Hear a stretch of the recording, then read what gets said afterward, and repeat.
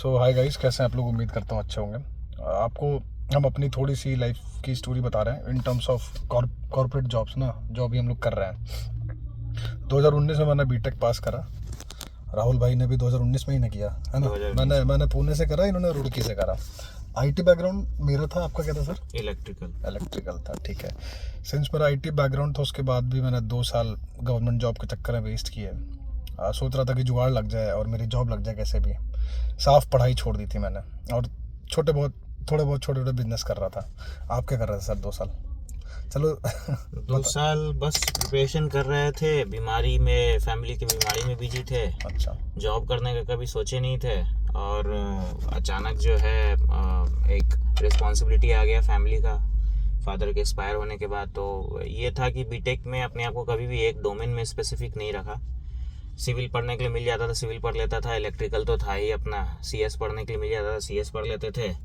But CS में ये था कि पता नहीं था कि जॉब कैसे आता है। तो बस एक इंस्टीट्यूट ज्वाइन करके जॉब के रेफरल के लिए हमने ज्वाइन किया था और वहाँ से तुरंत जो है मतलब एक ज्वाइन किया, 15-20 दिन के अंदर जो है जॉब लग गया वहाँ पे। करेक्ट भाई। हाँ। हम दोनों ने साथ ने इंस्टीट्यूट ज्वाइन किया था। वो इंस्टीट्यूट बैंगलोर में थी, है ना।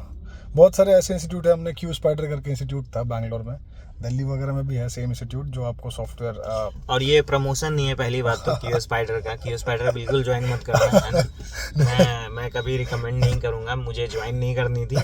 बस मुझे मालूम नहीं था कि कैसे आता, और आज भी नहीं मालूम है कि जॉब कैसे आता है। आज प्रोफाइल बन गया है तो चलो ठीक है, स्टार्ट कर रहे हैं। लेकिन मैं कभी रिकमेंड नहीं करूँगा ये सब इंस्टीट्यूट ज्वाइन करने का, क्योंकि ये सिर्फ भीड़ है। यहाँ पे कुछ पढ़ाते लिखाते नहीं है। जो है आप में मुद्दा है, अपने आप को डोमेन स्पेसिफिक नहीं रखोगे तो सब कुछ है। अगर आप एमबीए कर रहे हो लेकिन no I am doing MBA and college का सिलेबस, की भाई कॉलेज का सिलेबस पूरा कर रहे हैं और वहाँ पे जाके कुछ पता ही नहीं कि एमबीए में क्या करना है, पहले से ही डिसाइडेड ही नहीं है। मास्टर्स कर रहे हैं, वहाँ पता ही नहीं है कि हमारा सब्जेक्ट क्या होना चाहिए और उसमें क्या इंटरेस्ट है। वहाँ पे जाके कॉलेज के सिलेबस को टीचर आ रहा है तो पढ़ रहा है, नहीं आ रहा है तो नहीं पढ़ा रहे हैं। तो मतलब ऐसे नहीं हो पाएगा। फिर इंस्टीट्यूट ही ज्वाइन करो और फिर वो दूसरा इंस्टीट्यूट ज्वाइन करो, फिर उसको समझने के लिए तो तीसरा इंस्टीट्यूट ज्वाइन करो। कुछ नहीं होने वाला भाई। हाँ, हमारे केस में भी हमने इंस्टीट्यूट ज्वाइन करा था। वहाँ कुछ दिन पढ़ाई की हमने और हमारी जॉब लग गई। उसी इंस्टीट्यूट की कंपनी थी, हाँ। टेस्ट यंत्र करके। उसमें हमने कुछ समय बिताया। राहुल भाई ने ज़्यादा समय बिताया वहाँ पे। उसके बाद इनिशियली हमने ज्वाइन किया था एज एसोसिएट सॉफ्टवेयर इंजीनियर।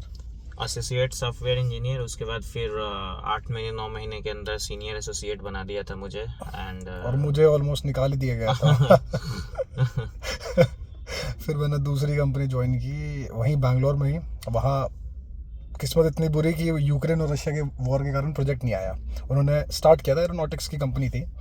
उन्होंने आईटी से स्टार्ट किया था हमें लेके, बट प्रोजेक्ट ही नहीं आया। तो उनके ओनर ने हमें कहा कि आपको अगर बाहर अपॉर्चुनिटी मिल रही है तो you can look out, otherwise हम आपको निकाल नहीं रहे हैं। बट ये तो कहने वाली बात है, एक टाइम बाद निकाल ही देते हैं। तो फिर मैंने लुकआउट किया। फिर मुझे दिल्ली में एक जॉब मिली जिसमें आज हूँ मैं, और एज अ सॉफ्टवेयर टेस्टर ही ज्वाइन किया था वहाँ पे। फिर 3 साल के बाद उन्होंने मुझे प्रमोट किया। सिंस मेरा इंटरेस्ट मैनेजमेंट में था तो they promoted me as a project manager.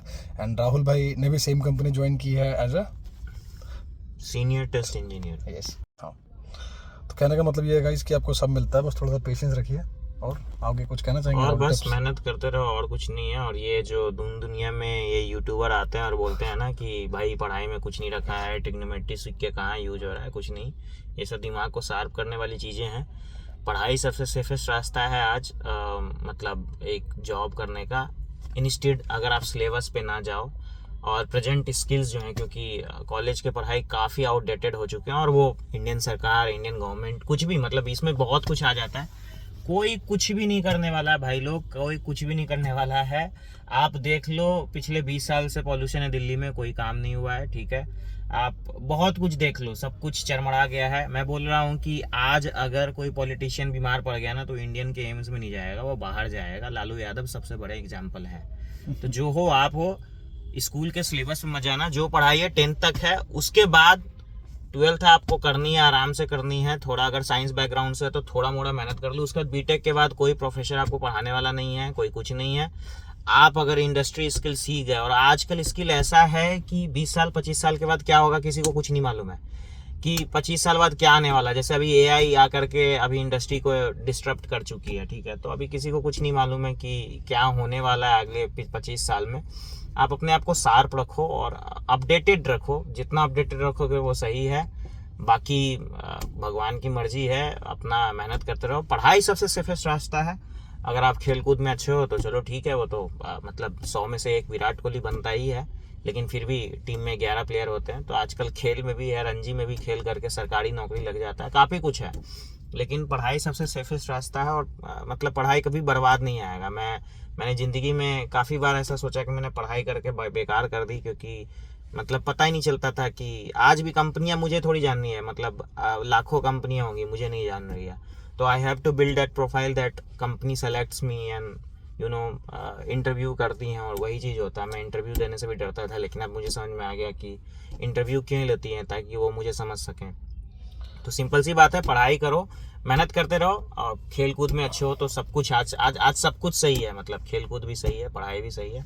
बाकी आप देख लो क्या करना है। ये तो मैं टीचर नहीं बनूंगा ज़्यादा, है ना, आप देख लो आप लोग अपना। कहने का मतलब है भाई कि आप डिग्री पे फोकस कम करिए, स्किल पे ज़्यादा फोकस करिए।